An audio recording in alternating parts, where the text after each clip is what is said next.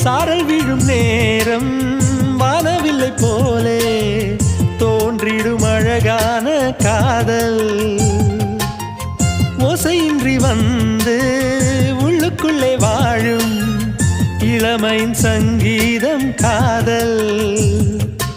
ரயிலின் ஓசை இங்கே சுகநாத ஸ்வரங்களாக